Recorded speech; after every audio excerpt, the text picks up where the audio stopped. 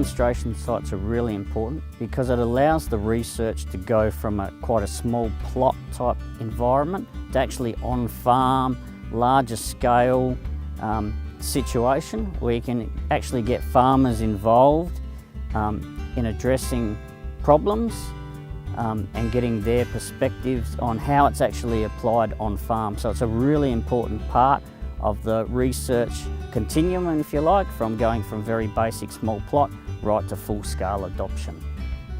So I did a trial site for forage shrub grazing, and I was focusing mainly on indigenous species, being the four that are here.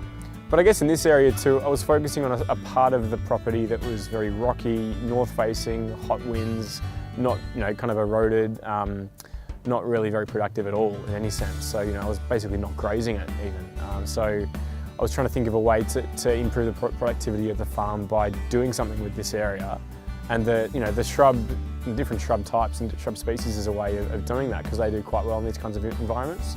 So there's some good research about rainfall as low as say 275 mil per year where these things go really well. So I thought, well, I'll try it on this part of the farm. There's different soil types all over the farm, different sort of paddocks, but this was a good candidate for it. Plus there's 4 different indigenous species of saltbush growing under my feet here. So I thought, well, I know that they're going to go well. Like I couldn't have done this without the CMA. I mean, this, Port Phillip and Western Port have been really good to me and people in the area too. I mean, this is a small little funding project where without that support, I wouldn't have been able to, purchase the plants, get the planting done, get the tree ripping, all the site prep.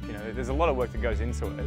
This is Chinese broom bush, and it is a pioneer plant. So at this stage, because this is so bare, there's plenty of it around, and it's started to re-establish. It's the first thing that's come up, so I'm actually happy with that.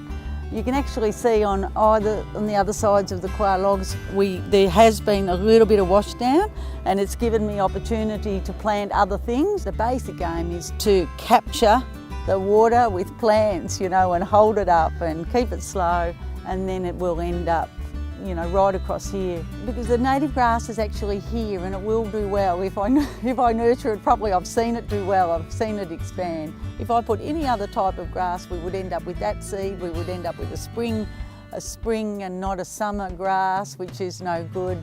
It dies off, it doesn't hold, it doesn't have the same root depth, to actually, on such a steep slope.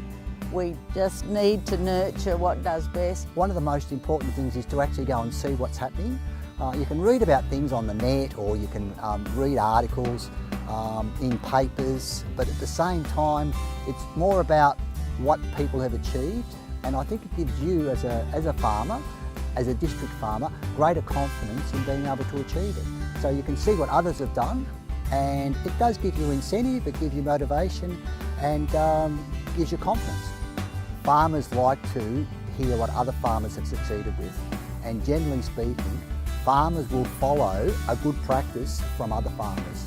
If they can see it put into practice, then they're more inclined to take it up.